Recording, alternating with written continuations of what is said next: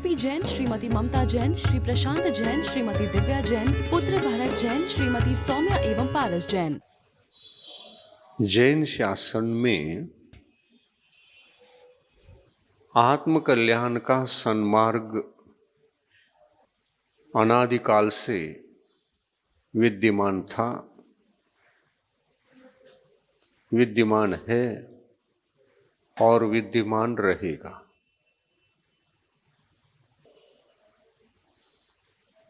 जैन शासन कहने से एक नैसर्गिक जीवन कैसा जिया जा सकता है जो स्वाभाविक होता है, जिसमें काल्पनिकता कुछ भी नहीं, जो है वो सब नैसर्गिक है। उस नैसर्गिक जीवन को कैसे जिया जाता है उसी की प्ररूपणा जैन दर्शन करता है। उसमें कहीं से कहीं तक कृतज्ञता नहीं, काल्पनिकता नहीं, वह केवल निसर्ग के नियमों को प्रस्तुत करता है और इन नियमों से अनंतानंत संसारी प्राणी बंधे हुए हैं। संसारी प्राणी बंधे हुए हैं तो इसमें कुछ निमित्त भी है, वो निमित्त भी नैसर्गिक है और जीवन भी प्रत्येक संसारी प्राणी का नैसर्गिक है। जिस निमित्त को नैसर्गिक हम कह रहे हैं वो बड़ा ही अध्ययन करने लायक है, समझने लायक है, चिंतन मनन करने लायक है। उसको कहते हैं कर्म सिद्धांत। ये संसार कर्मों के आश्रय से टिका हुआ है। अगर संसार में एक कर्म नामक कोई चीज ही न होता तो सभी जीव सिद्ध परमेष्टि होते। और इसलिए इस सिद्धांत को, नैसर्गिक सिद्धांत को हमें जानना बहुत आवश्यक है। और जैन दर्शन उस जीवन को जीने की कला सिखाता है, ज्ञान देता है और आगे बढ़कर आप किस प्रकार से संसार मुक्त हो सकते हैं उसका सन्मार्ग प्रस्तुत करता है। इसी का नाम जैन धर्म है। जैन सिद्धांत दो भागों में बटा हुआ है, कर्म सिद्धांत और आध्यात्मिक तत्व। आध्यात्मिक तत्व आध्यात्मिक सिद्धांत है जो कर्म सापेक्ष है, निरपेक्ष नहीं। कर्म सापेक्ष है, निरपेक्ष नहीं। और इसलिए ये दोनों ही सिद्धांत प्रत्येक प्राणी को समझने के योग्य हैं। कर्म है वो भी नैसर्गिक है, तब तक नैसर्गिक है जब तक हम संसारी हैं। परंतु इस अनादिकालीन नैसर्गिक वैभाविक परिणति को मिटाकर हम स्वाभाविक परिणति में जीने की कला सीखते हुए स्वभाव में आ सकते हैं। और स्वभाव भी नैसर्गिक जीवन है, स्वभाव भी नैसर्गिक जीवन है, उसको जीना है। और इसको जीने के लिए हमको आयतन और अनायतन का परिचय हो जाना बहुत आवश्यक है। क्योंकि अज्ञानी जीव अज्ञान अवस्था में न तो आयतन को समझता है न अनायतन को समझता है। और इसीलिए अनायतन को बहुत अच्छी तरह से समझना चाहिए, आयतन को भी बहुत अच्छी तरह से समझना चाहिए। समझे बिना आत्मा का कल्याण संभव नहीं है। हमको क्या बनना है, क्या नाश करना है और क्या पाना है, प्रश्न उठता है। हमको कुछ बनना नहीं है। हमारे में जो अनादिकालीन नैसर्गिक वैभाविक परिणति चली आ रही है उसको दूर करना है।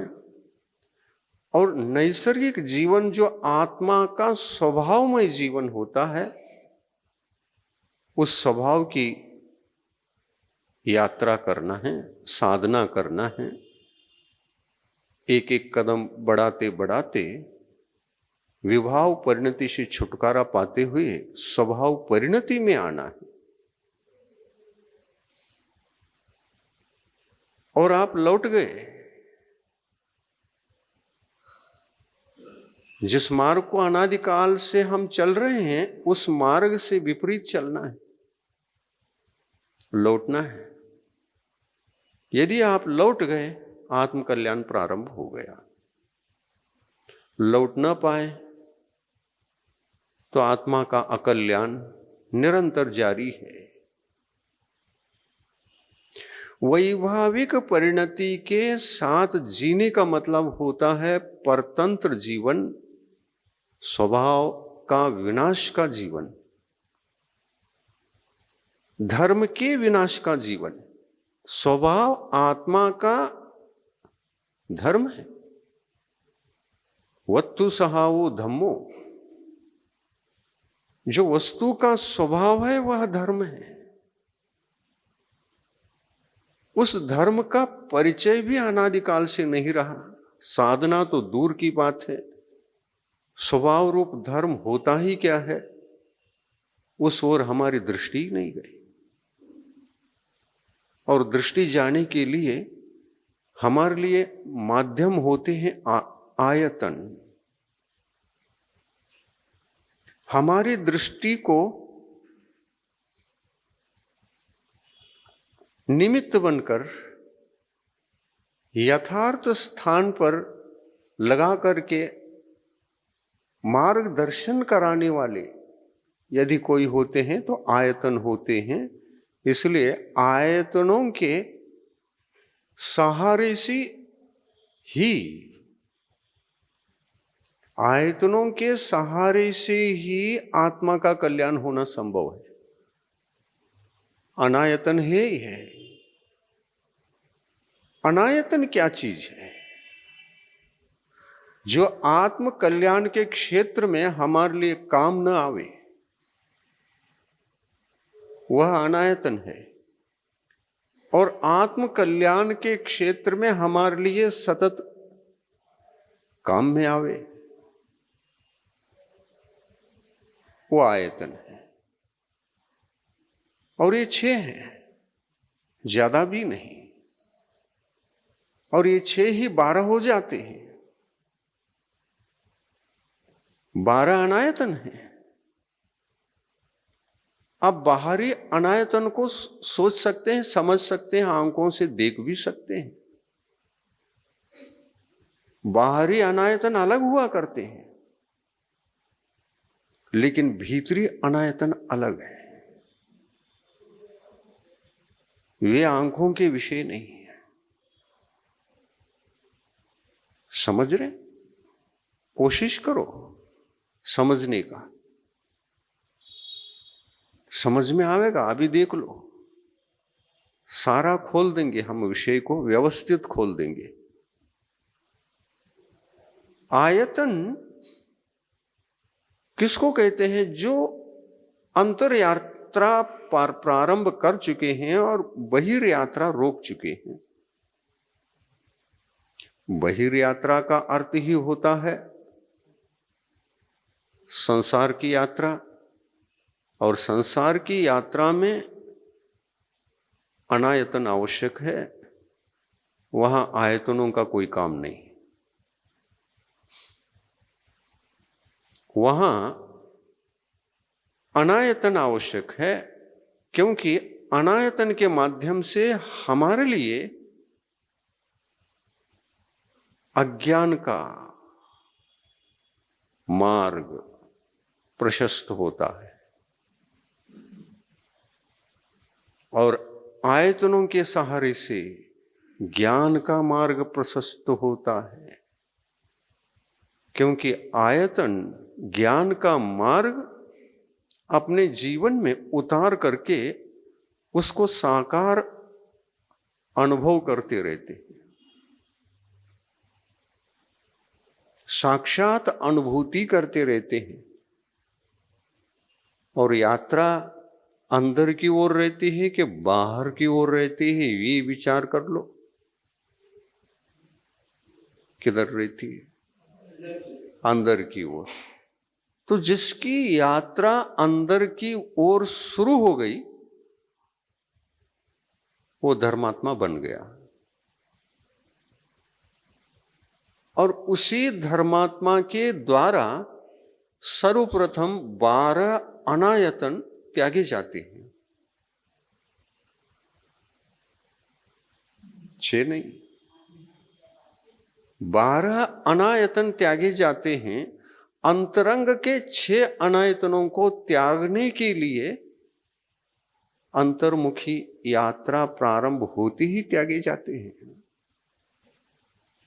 और बाहर के अनायतनों को त्यागने के लिए क्या करना पड़ता है? मैं ये 6 को नहीं भजूंगा, शेष 3 जो आयतन स्वरूप है उनको भजूंगा।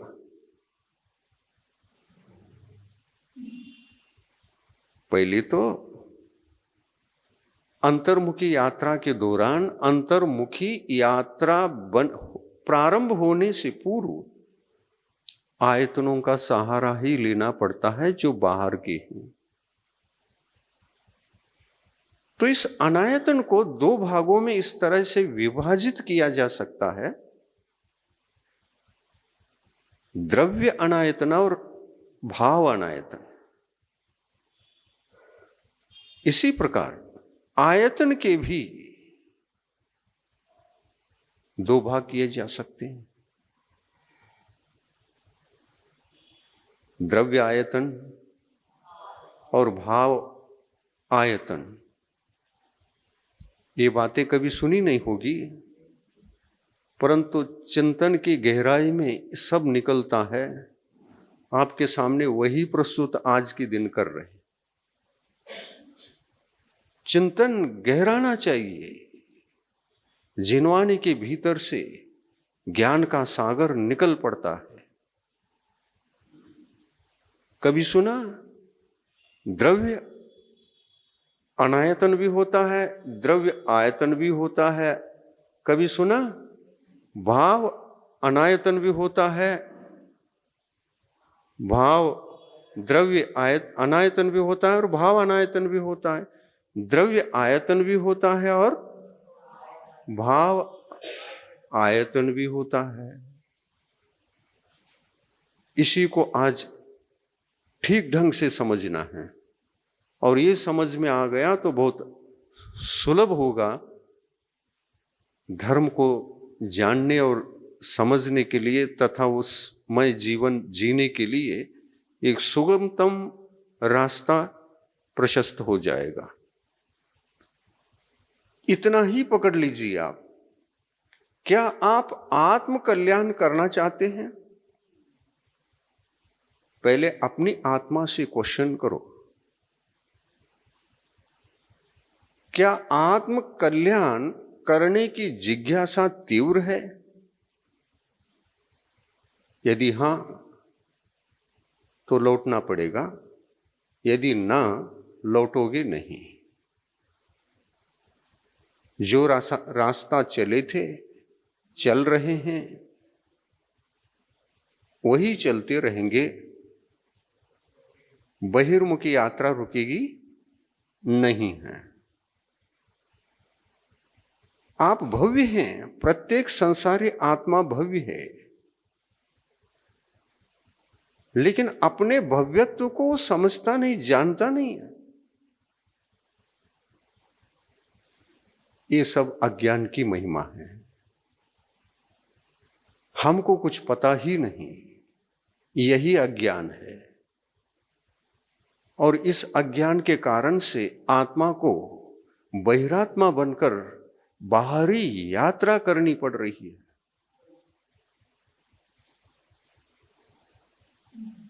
बाहरी यात्रा में कोई सुख है? कोई स्वतंत्रता का मार्ग बहिरंग यात्रा हो सकती है? बहिरात्मा सदा परतंत्र, सदा ही वैभाविक जीवन को जीने वाला,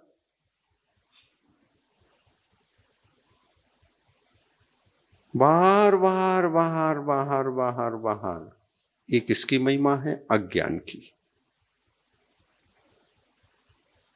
और समझ पैदा होने के बाद, ज्ञान होने के बाद अंतर यात्रा शुरू हो जाती है, तब ज्ञान की महिमा जगती है।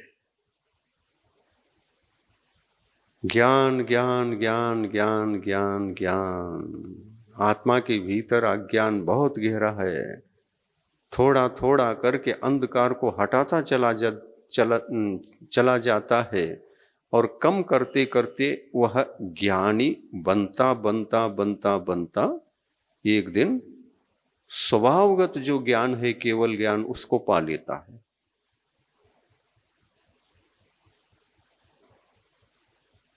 आज का प्रवचन जानने समझने योग्य है। क्वेश्चन आया था, अनायतन का लिंग कौन सा होता है? क्वेश्चन आया था, आयतन का लिंग कैसा रहता है? लिंग का मतलब आचार विचार, लिंग का मतलब चिन्ह, लिंग का मतलब जो आंखों से दिख सके।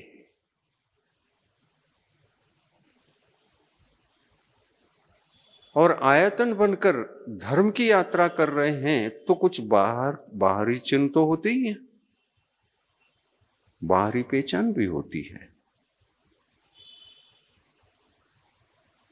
बाहरी व्यक्त आत्मा की उन क्रियाओं को, उस वेश को, उस वेशगत आचार को, उस वेशगत आचरण को लिंग कहते हैं। वो लिंग है। लिंग जिसको पहचाना जा सके वो लिंग है, और जिसको पहचानना जरा कठिनाई है वह भी लिंग है। वह भावलिंग है। वह भावलिंग है। जिसको समझना मुश्किल है वो भावलिंग है, और जिसको समझना सुलभ है वो द्रव्यलिंग है। द्रव्य यानी बाहर, बाहर जो दिखता है, दिख सकता है, हमारे ज्ञान का विषय बन सकता है, शैक्षणिक ज्ञान का, वो बहिर्लिंग।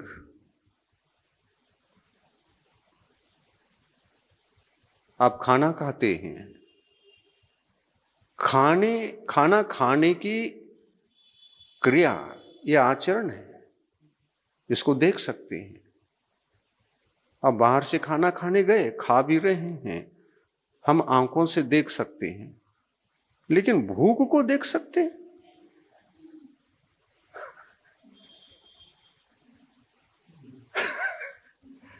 खाना खा रहे हैं ये दिख सकता है, लेकिन भूख कितनी है भी या नहीं, देखो आंखों से। लेकिन खाना खाते हुए व्यक्ति को यदि देखोगे तब पता चलता है कि इस व्यक्ति को भूख भी है, लेकिन भूख दिखती नहीं। भूख आंखों का विषय भी नहीं। हम खाना खा रहे हैं ये दिख सकता है, इसको लिंग कहते हैं। भूख है या नहीं है, ये बाहरी जो पहचान है, व्यक्ति खा रहा हो तो भूख है, यदि नहीं खा रहा हो तो भूख नहीं है। भूखा व्यक्ति अगर खा रहा है तो उसका वो लिंग है, पहचान है। वो किसकी पहचान? भूख की पहचान। वह भूख की पहचान है। और ये भूख की पहचान यदि क्रिया में हो तो आंखों का विषय, ना हो तो हमारे ज्ञान से परे का विषय।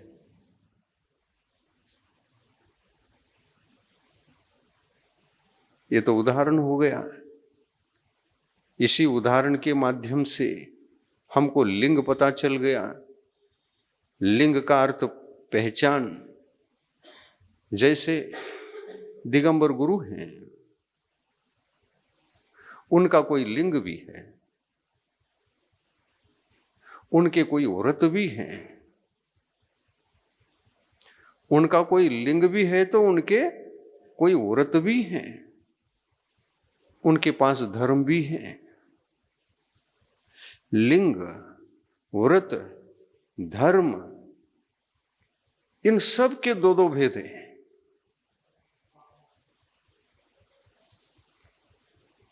एक देखने योग्य, जिसको द्रव्य कहा जाता है, वो देखने योग्य होता है। जिसको भाव कहा जाता है वो देखने योग्य नहीं होता है। तो लिंग का मतलब आंखों का विषय है। तो किसी दिगंबर गुरु के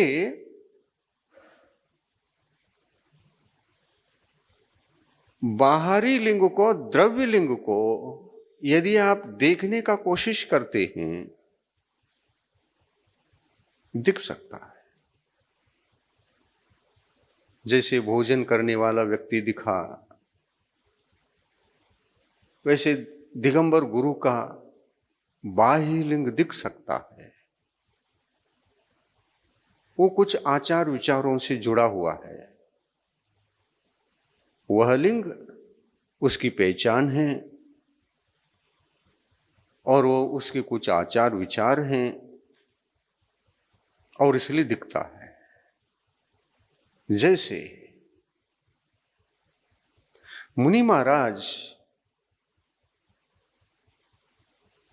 दिगंबर हैं, शरीर से दिगंबर दिखता है तो ये लिंग है। वस्त्र नहीं है, यही लिंग है।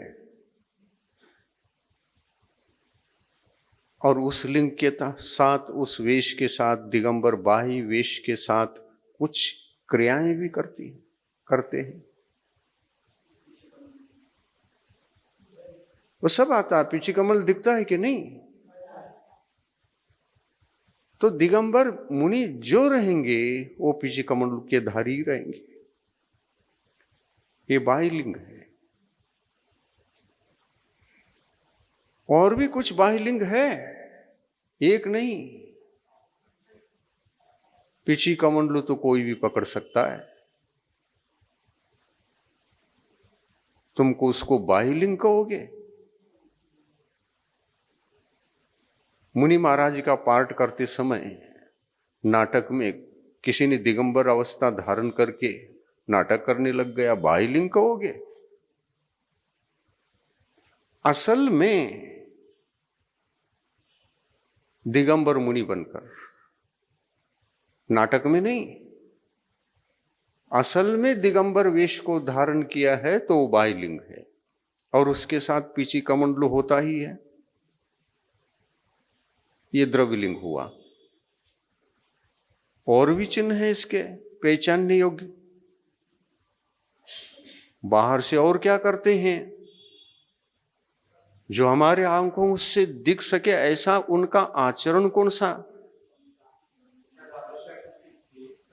तो कहते हैं केश लॉन्च करते हैं, क्या नहीं दिखता? तो वो भी लिंग की पहचान है। पैदल चलते हैं, ये भी लिंग की पहचान है। गाड़ी में नहीं बैठते, पैदल चलते हैं, ये भी लिंग। वे स्नान नहीं करते,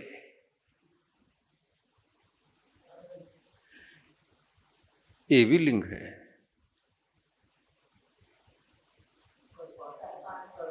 वो आहार हाथ में करते हैं, खड़े होकर करते हैं, ये भी लिंग है। और ये लिंग व्रतों से कनेक्टेड है। और वो व्रत भी द्रव्य और भाव के भेद से दो प्रकार का है, द्रव्य व्रत और भाव व्रत। लेकिन थोड़ा सा फर्क है, थोड़ा सा अंतर है। व्रत कहने से व्रत की उत्पत्ति के लिए जो बाह्य द्रव्य व्रत होते हैं, वे द्रव्य व्रत तो तभी रहेंगे जब वो 5 प्रकार के पाप हैं, हिंसा, झूठ, चोरी, कुशील और परिग्रह, ये 5 पाप हैं। इन पाप की क्रियाओं को करते समय दिखता है कि नहीं? पर ये लिंग नहीं। व्रत व्रत है, लिंग लिंग है। व्रत व्रत है, लिंग लिंग है। केश लुंच करना ये तो ना तो महाव्रत है ना अनुव्रत है, व्रतों की कोटि में है ही नहीं, लिंग की कोटि में है। केश लुंच लिंग के कोटि में है। व्रतों को धारण करने के लिए ये लिंग अनिवार्य है, इसलिए कनेक्टेड है। इसलिए लिंग व्रतों से कनेक्टेड है। लेकिन लिंग अलग है, व्रत अलग है। व्रतों को द्रव्य व्रत कहते हैं, पर व्रतों को लिंग नहीं कहेंगे। और वो व्रत लिंग के बिना भी नहीं होते। सूक्ष्मता से जानिए, गहरा ज्ञान होना बहुत जरूरी है। सूक्ष्मता है। जिनेंद्र भगवान कहते हैं, पहला ज्ञानी बनो, सबको जानो। जब तक जानने में नहीं आती कोई वस्तु, कोई विषय, तब तक आप चल न पाओगे, तब तक आप धर्म न कर पाओगे, तब तक आप ज्ञानी नहीं समझे जाओगे। अज्ञानी चल नहीं सकता और ज्ञानी चले बिना रह नहीं सकता। अंतरंग यात्रा तो ज्ञानी की ही हो सकती है। और इसलिए ज्ञान के प्रति विशेष प्रयत्न करना बहुत आवश्यक माना गया है। सारे सुख, सारे हित, सारी सुविधाएं दुख का अभाव ज्ञान से होगा। सुख सारे उसी से मिलेंगे। ज्ञान आयतन है और उस ज्ञान को देने वाले वो भी आयतन है। गुरु आयतन है, पर कैसे गुरु? ज्ञानी गुरु कि अज्ञानी गुरु? ज्ञानी गुरु आयतन है। उनके पास जाएंगे हमको ज्ञान ही ज्ञान मिलेगा। ज्ञानी के पास जाओगे तो ज्ञान मिलेगा। ज्ञान मिलेगा तो सब संपत्ति मिल गई। अपने आप को स्वाश्रित होकर जीवन जीने की कला का जो साधन ज्ञान है, वो हमारे लिए उपलब्ध हो गया, और उसी की उपलब्धि सर्वप्रथम होना आवश्यक होता है धर्म करने से पहले। लोग धर्म करते हैं लेकिन धर्म का ज्ञान ही नहीं होता, धर्म करना प्रारंभ कर देते हैं। धार्मिक क्रियाओं को बाहर से जो हम करते हैं वो न तो उर्त की कोटि में आते हैं और न ही धर्म की कोटि में। धर्म व्रतों की उत्पत्ति में कारणीभूत है। व्रत धर्म को पैदा करने के लिए निमित्त है, और वह व्रत भी दो प्रकार के होते हैं, द्रव्य व्रत और भाव व्रत। द्रव्य व्रतों की कोटि में किसको गिना जाए तो पंच पापों से मुक्त होने का जो पुरुषार्थ होता है वो 5 प्रकार से होता है। द्रव्य व्रतों को धारण करने से बाह्य हिंसा रुक जाती है, और बाह्य हिंसा रुकने से बाह्य अहिंसा धर्म की उपलब्धि होती है। और इस तरह से बाह्य व्रतों से बाह्य धर्म की उपलब्धि और अंतरंग व्रतों से अंतरंग धर्म की उपलब्धि होती है। और जिनेंद्र भगवान कहते हैं केवल द्रव्य व्रत कार्यकारी नहीं, आत्म कल्याण के लिए। वो क्रियाकांड के कोटि में चले जाएंगे। जब तक वो द्रव्य व्रत भाव व्रत को पैदा करने की क्षमता नहीं रखेंगे और भाव व्रतों का स्पर्श नहीं होगा, क्योंकि भाव व्रतों को जगाने की ही साधन है बाह्य व्रत। समझ में आ रहा है? जटिल पड़ रहा होगा, कभी सुना नहीं, लेकिन सुलभता से समझा रहे हैं तो समझ में भी आ सकता है। मनोयोग को एकाग्र करी, हर एक पदार्थ समझने के काबिल हम होते हैं, लेकिन एकाग्रता के अभाव में उसमें चित्त एक स्थिर होकर के नहीं रहता, इसलिए समझ में नहीं आता, मन भटक रहा है। 8 बज गया, जाने का समय हो गया, भटकता रहता, इधर एक उधर एक। तो ऐसी परिस्थिति में ऐसे विषय समझ में नहीं आते। अभी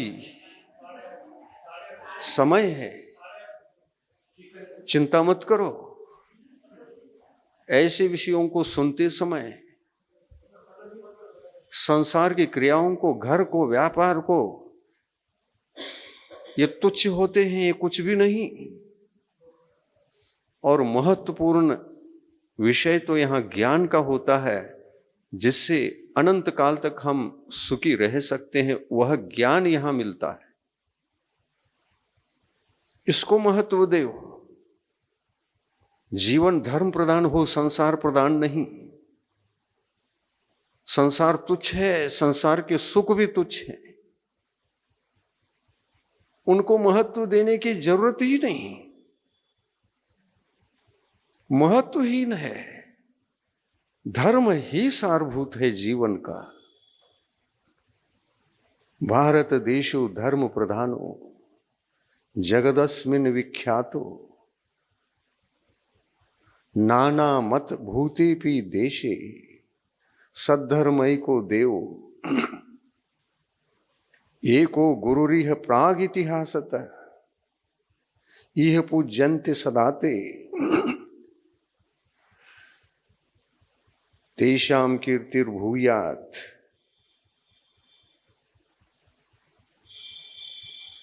धर्म ध्वज गीत है ना, वही ये है। उसमें देवशास्त्र गुरु हमारे जीवन के सबसे बड़ी संपत्ति होते हैं, ये भाव व्यक्त किया है। देश में ही तो है गुरु,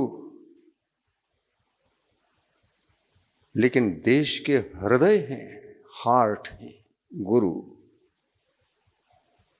गुरु का ज्ञान प्राप्त करके देश निवासी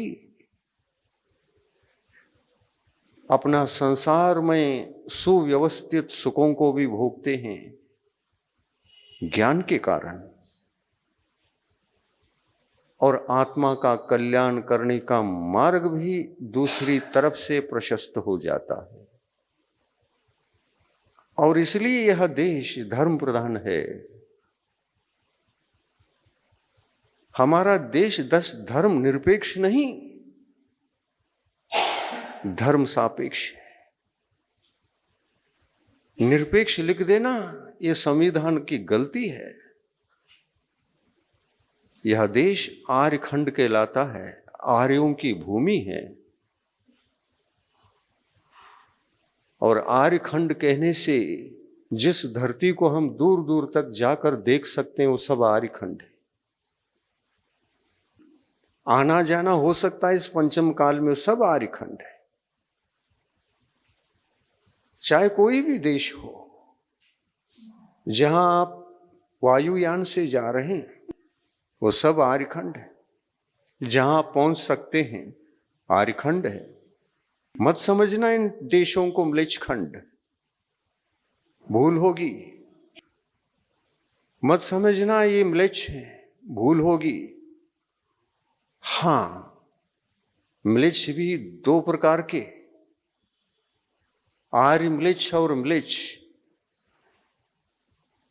म्लेच्छ ने मेच, वो आर्यखंड नहीं। और ऐसे म्लेच्छखंड 5 होते हैं। आज जहां पर हम पहुंच नहीं सकते, चक्रवर्ती हो तो उनके साथ जाया जा सकता था। सेना में भर्ती हो जाओ, साथ हो जाओ, आप भी पहुंच सकते। दूरस्थ हैं, और दूरस्थ होने के कारण से चक्रवर्ती के पास जो चर्म रत्न रहता है उसके सहारे से समुद्र पार करते हैं चक्रवर्ती। आपके पास अभी जाना चाहो तो चर्म रत्न चाहिए, देवकृत होता है चर्म रत्न, नवनिधि। हाँ, 14 रत्न बताया, शास्त्रों में पढ़ा है, कभी सुना है कभी? 9 निधियां होती हैं, 14 रत्न होते हैं।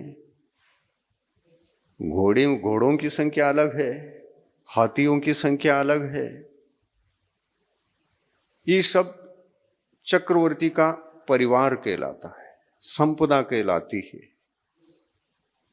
जब म्लेच्छखंड की यात्रा होती है तो चक्रवर्ती पूरी सेना को लेकर के चल पड़ते हैं। केवल सेना जाना चाहे असंभव। चक्रवर्ती जा रहा हो तो देवकृत वह चर्म रत्न सहायक हो जाता है।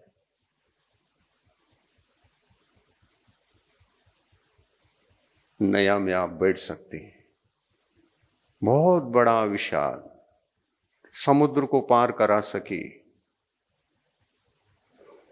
ऐसी नाव, नैया, जो देवों द्वारा निर्मित होता है। और आपको पता है, यदि कोई साधन मनुष्य को देव मुखेन, देवों के द्वारा प्राप्त हो जाए तो अलग ही बात है, उसमें कोई शक्ति की कमी ही नहीं पड़ती। ये ऐसी नैया नहीं जिसमें हम बैठ करके नदी पार करते हैं, वो देवकृत है जिसमें सारी सेना बैठना चाहे तो बैठ सकती है, आराम से पहुंच सकते हैं, जल्दी पहुंच सकते हैं, पहुंचना है तो पहुंचना चाहे तो क्षण भर में भी पहुंच सकते हैं। तीर्थंकर प्रभु की समूह शरण की रचना होती है, धरती पर नहीं होती, आकाश में होती है और क्षण भर में होती है, क्योंकि देवों की शक्ति अपार होता है।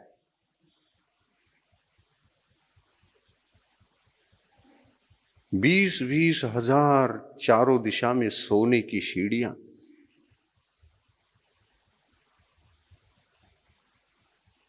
चमचम चमकते सोने की सीढ़ियों को देखोगे, जमीन तक टच है। समोशरण बहुत ऊंचाई पर है। 20,000 सीढ़ियों की परिकल्पना करो। एक एक सीढ़ी पर पांव रखकर 20,000 सीढ़ी कब चलकर पहुंचोगी ऊपर? संभव है? 20,000 सीढ़ी, 20,000 सीढ़ी, घंटों लगेंगे। गिरनार पर्वत से भी बहुत बड़ा ऊंचा हो गया, समेत शिखर से भी बहुत ऊंचा हो गया, और क्षण भर में व्यक्ति पहुंच सकता है। अंतर मुहूर्त में पहुंचता है, ये बताया है शास्त्रों में। कोई भव्यात्मा समूह शरण में भगवान का प्रवचन सुनने के लिए 20,000 सीढ़ियों को अंतर मुहूर्त में ही पार करना चाहे तो कर सकता है। दोनों प्रकार की व्यवस्था। महाराज क्या फिर लिफ्ट लगा रहता है? आपको पता ही नहीं चलेगा। पहली सीढ़ी पर कदम रखो, आप आगे बढ़ते रहते हैं, पता नहीं चलता। सीढ़ी सिस्टम है क्या है समझ भी ना पाओगे। चढ़ते भी रहते हैं और अंतर मुहूर्त के भीतर पहुंच गए। स्वयं भी चढ़ते रहते हैं, एक के बाद एक पांव उठता रहता है। पता चलता है कि मैं चल रहा हूं, लेकिन 20,000 सीढ़ियों को पार करके मैं इतने समय में कैसे आ गया? ये आश्चर्य होता है। और चढ़ते समय हापे भी नहीं लगती, आराम से चढ़ रहे हैं। और 20,000 सीढ़ियों को अंतर मुहूर्त में पार कर जाना, यह अपने आप में एक विशेषता कहना चाहिए वहां होती है। पहुंच गए, कुछ अद्भुत लगा। प्रथम सीढ़ी पर ही पांव रखते ही कुछ अलौकिक लगा,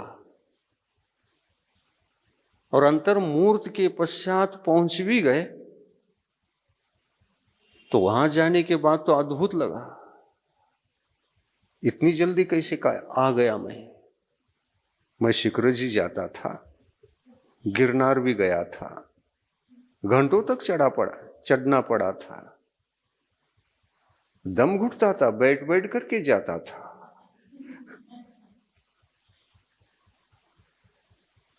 यही विचार करके आश्चर्य करता है, ये क्या है? ये कौन सी महिमा है? कैसा अद्भुत है ये? समझ न पाता। द्वार पर पहुंच जाता है, अंतर मुहूर्त के अंदर अंदर प्रवेश करता है तो वहां सर्वप्रथम मुख्य द्वार से प्रवेश करने के बाद दिव्य मानस स्तंभ का दर्शन होता है। प्रतिमाएं दिखती हैं, अलौकिक वीतराग मुद्रा को धारण करने वाली प्रतिमाएं दिखती हैं। जैसे ही उन प्रतिमाओं को देख लेता है, सब कुछ भूल जाता है संसार को। वीतराग प्रतिमा को देख करके ही वह प्रतिमाओं में खो जाता है और इसी वक्त वह सम्यक दर्शन का लाभ उठाकर अपनी आत्मा को कृतकृत्य बना लेता है। धर्म उपलब्ध हुआ। धर्म की उत्पत्ति के लिए कारणीभूत कहा है।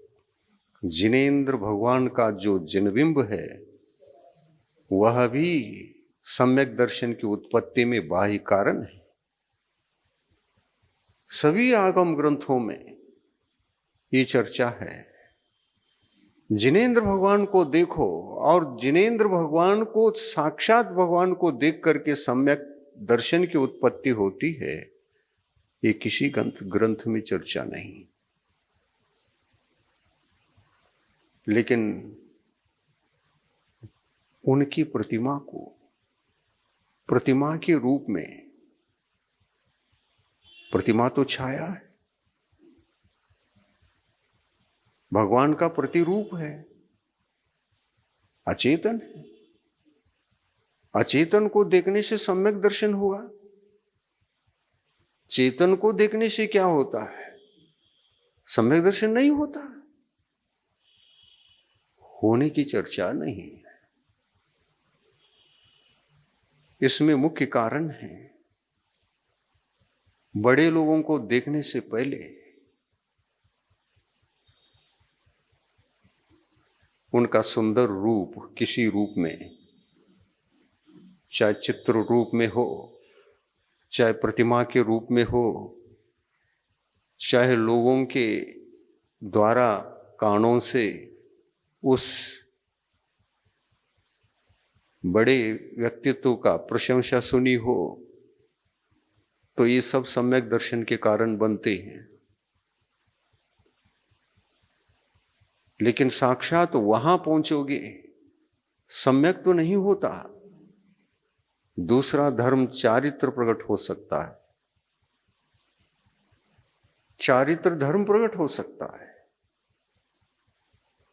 संयम धारण करने के भाव आएंगे तो भगवान को देखने से आएंगे। जैसे गौतम स्वामी थे, इंद्रभूति गौतम पहुंचे, द्वार पर पहुंचे तब तक पहले गुण स्थान के थे। जब द्वार पर पहुंचे, प्रवेश हुआ, दिव्य वीतराग मुद्रा को धारण करने वाली प्रतिमाओं का दर्शन हुआ, सम्यक दर्शन की उपलब्धि हो गई।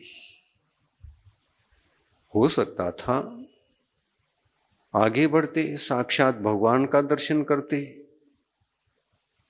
वहां पर सम्यक दर्शन भी उपलब्ध होता है। साथ साथ संयम के भाव जगने से चारित्र धर्म का भी लाभ होता, लेकिन नहीं। भगवान के पास जाने के लिए सोले से जाना पड़ता है। उनके दर्शन सोले के बिना होते नहीं। कौन सा सोला? सोला कहने से आपको आ रहा होगा वस्त्र, नहीं, भाव, भावों की पवित्रता, अंतरंग पवित्रता, अंतरंग आत्मा के परिणामों की पवित्रता, भावों की पवित्रता धर्म से प्राप्त होती है। कौन सा धर्म? आत्मा का भीतरी धर्म। पहला धर्म कौन सा? सम्यक दर्शन। सम्यक दर्शन आयतन की कोटि में आएगा क्या अनायतन की कोटि में? आयतन है। वो आयतन का 16 पहन करके जाए तो भगवान के दर्शन होते। भगवान के दर्शन इस तरह से होते हैं। भाग्यहीन अभागी को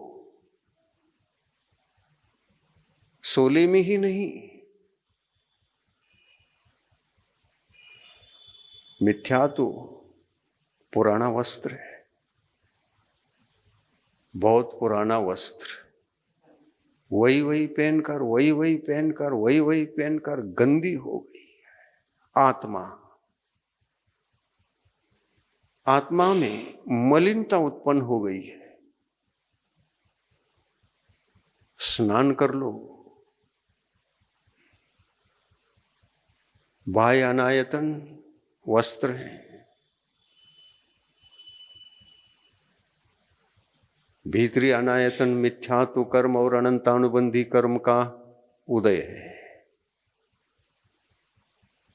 आत्मा को ये दो कर्म अनादिकाल से 16 को बिगाड़ करके मलिन बना रही है। आत्मा सम्यक दर्शन को धारण किया हुआ कभी था ही नहीं, कभी न था। और सम्यक दर्शन प्राप्त हो जाए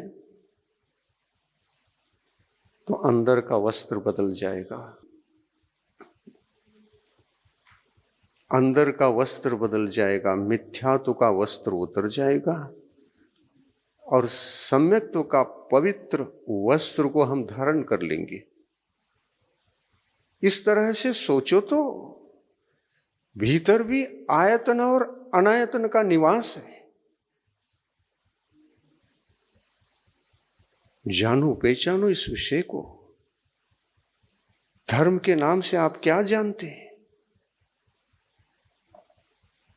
धर्म का चिंतन मनन होता ही कहां व्यवस्थित।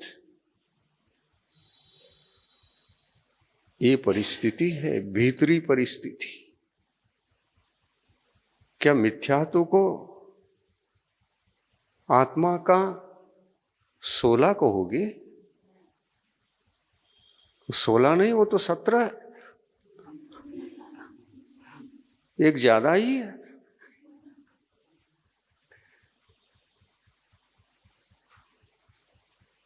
मिथ्यात्व आत्मा के लिए अनायतन है। जो हमारे धर्म का घात करने वाली कषाय और दर्शन मुनि होते, वो भीतरी अनायतन है।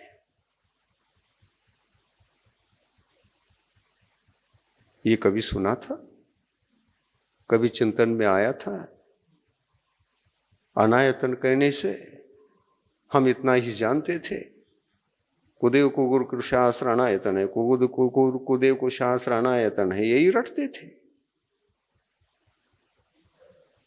चिंतन के अभाव में विषय समझ में नहीं आते, स्वाध्याय नहीं रहता है तो ये बातें पता नहीं चलती। समीचीन ज्ञान की उपलब्धि स्वाध्याय से ही संभव है और इसलिए स्वाध्याय को किसी भी क्रियाकांड से उच्च समझो। बाह्य क्रियाकांड छूट जाए चिंता मत करो,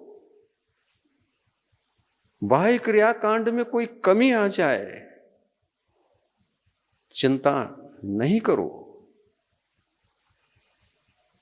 इन्हीं क्रियाकांडों के माध्यम से हम अंतरंग सम्यक ज्ञान को, सम्यक दर्शन को, सम्यक चारित्र को जगाने का प्रयास करते। आचरण तो आचरण है, द्रव्याचरण है, बाह्य आचरण है। आ रहा है समझ में? ये द्रव्याचरण, बाह्य आचरण और द्रव्याचरण के द्वारा ही भीतरी आचरण को जगाया जा सकता है। भीतरी आचरण का नाम है धर्म और बाहरी आचरण का नाम है उस धर्म की जो भीतर है, उस धर्म की उत्पत्ति का केवल मात्र एक साधन। ये द्रव्यव्रत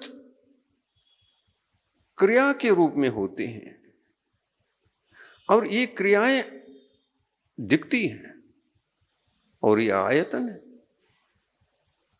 दिखती है और ये दिखती है, आयतन है। आयतन तब है जब इसके साथ सम्यक तो जुड़ा हो और भाववृत जुड़े हो। भाववृतों को भी हमने अंदर में जगाया हो और भाववृतों को जगाने के लिए सम्यक दर्शन का आयतन को भी सर्वप्रथम जगाना ही पड़ता है। क्या सम्यक दर्शन की उत्पत्ति के बिना चारित्र धर्म को, भीतरी भाव चारित्र धर्म को जगाना संभव है? नहीं। ये तीन विषय समझने योग्य हैं। बाहरी व्रत, द्रव्य व्रत, जिनको आंखों से देखा जा सकता है। अंतरंग व्रत, जो सम्यक दर्शन को धारण किए बिना प्रकट नहीं होते। अंतरंग व्रत। और अंतरंग व्रत है क्या? अंतरंग व्रत का दूसरा नाम है भावव्रत। भावव्रत का तात्पर्य ये नहीं जो तुम सामान्य से अर्थ निकालो। हमने द्रव्य व्रतों को भावपूर्वक स्वीकार किया है, वो भावव्रत। श्रद्धापूर्वक स्वीकार किया, वो भावव्रत। बड़ी रुचि पूर्वक, उत्साह पूर्वक ले लिया और आचरण भी कर रहे हैं, वो भावव्रत नहीं। भावव्रत ऐसे नहीं होते जो तुमने भाव कर लिया और वो प्रकट हो गए। इतना आसान नहीं। भावव्रतों की उत्पत्ति अंतरंग अनायतन, जो मिथ्यात्व और कषाय हैं, उन पर विजय साधने के बाद ही भावव्रतों की उपलब्धि होती। मिथ्यात्व भाव, ये भाव अनायतन है। कषाय भाव, जो कषाय, जिस क्वालिटी का कषाय हो, जो व्रतों की उत्पत्ति में, भावव्रतों की उत्पत्ति में बाधक हो, उन कषायों को जीतना यानी अनायतन को परास्त करके भीतरी आयतन को उपलब्ध होना। भावव्रत भीतरी आयतन है, भीतरी आयतन है भावव्रत। ये क्या त्यागने से, कौन सा पुरुषार्थ करने से प्रकट हुए हैं, इसका चिंतन बहुत जरूरी है। किसको परास्त करके आपने भावव्रतों को जगाया?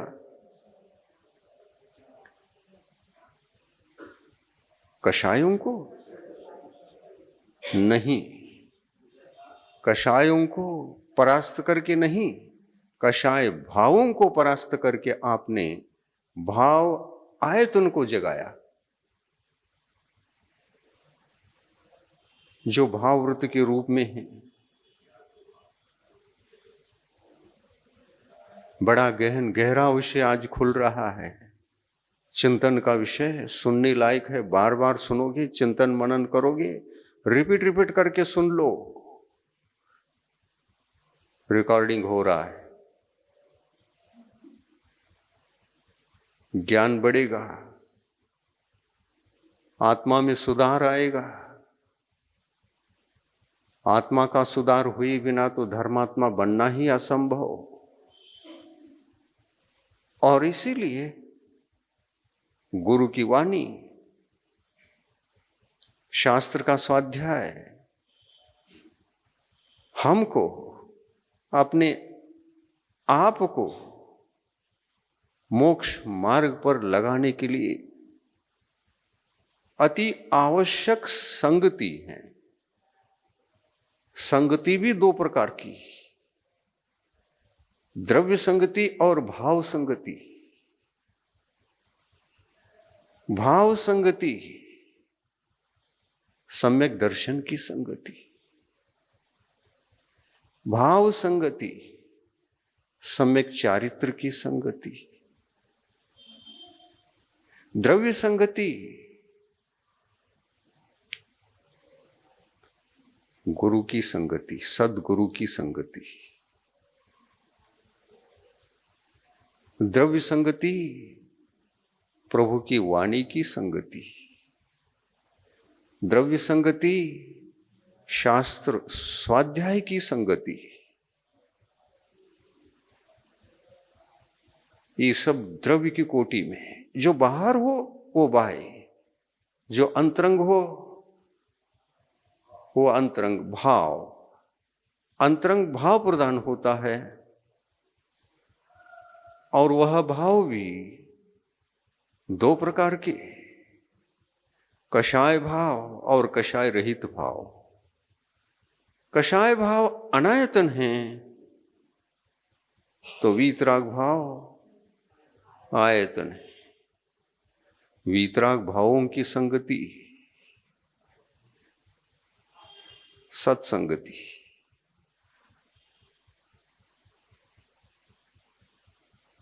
और कषाय भावों की संगति अनायतन की संगति।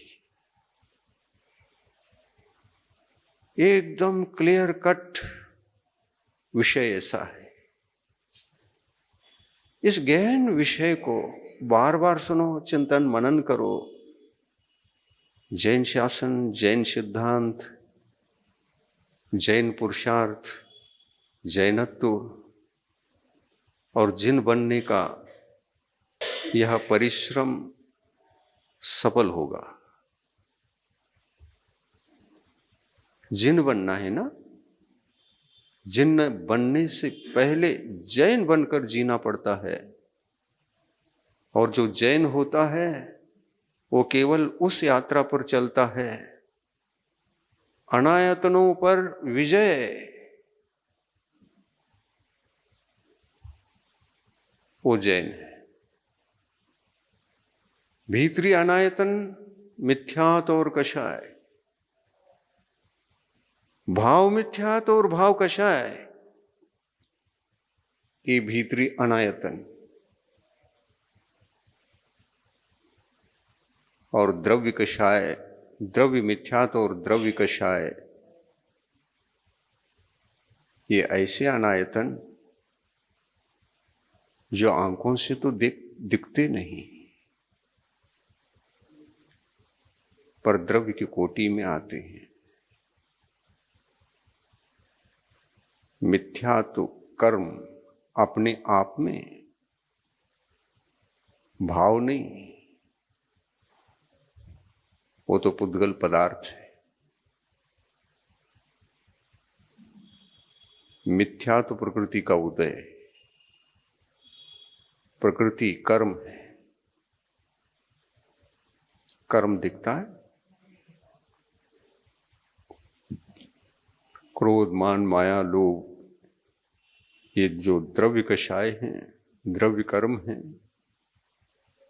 ये आप छद्मस्त होकर देख सकते।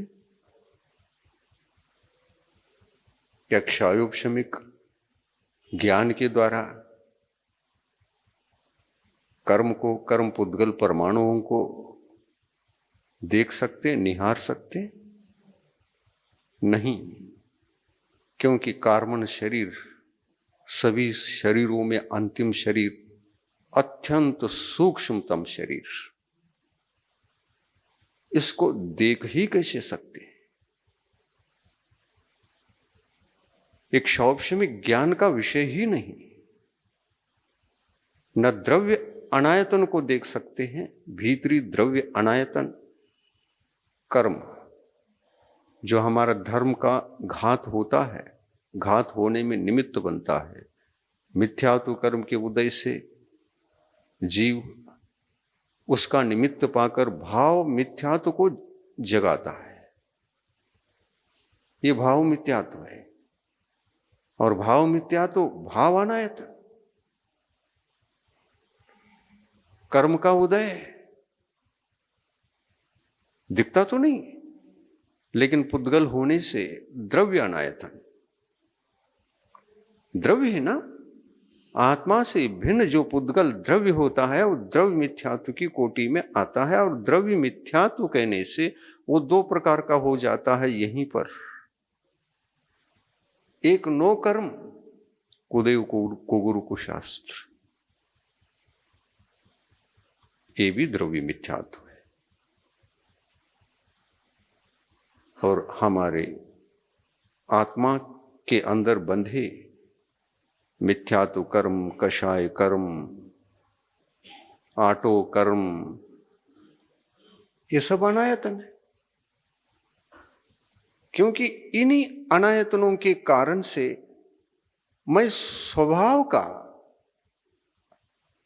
सहज स्वभाव आत्मा का सहज जीवन को जी नहीं पा रहा। ये अनायतन ही बाधक है। और ये अनायतन मत समझना कि कषाय और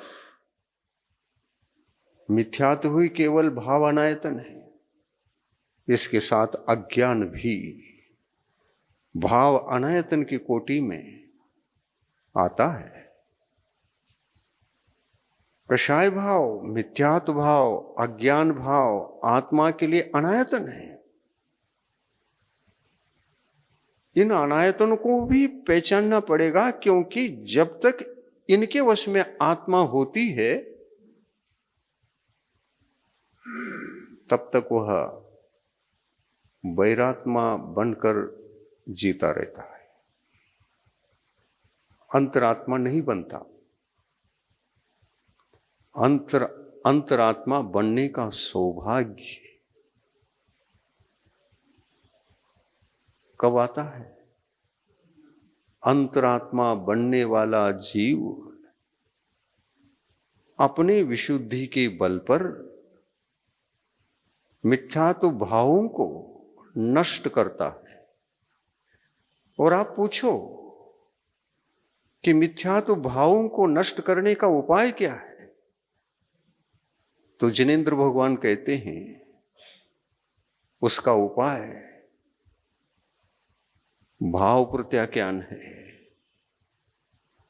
भाव प्रतिक्रमण कर लो, आत्मनिंदा, गर्हा, आलोचन। पूज्य गुरुवर के श्रीमुख से कल के भाग में श्रवण कीजिए गुरु की भावनाओं का आचिंत्य चमत्कार। जानिए कैसे साकार होते हैं। भव्य जीवों को आत्म कल्याण करने के लिए जैन शासन, जैन तत्व, जैन सिद्धांत एक सुविधाजनक सुव्यवस्थित सिद्धांत और धर्म है। इस कार्यक्रम के पुण्यार्जक हैं श्री आर.पी. जैन, श्रीमती ममता जैन, श्री प्रशांत जैन, श्रीमती दिव्या जैन, पुत्र भरत जैन, श्रीमती सौम्या एवं पारस जैन।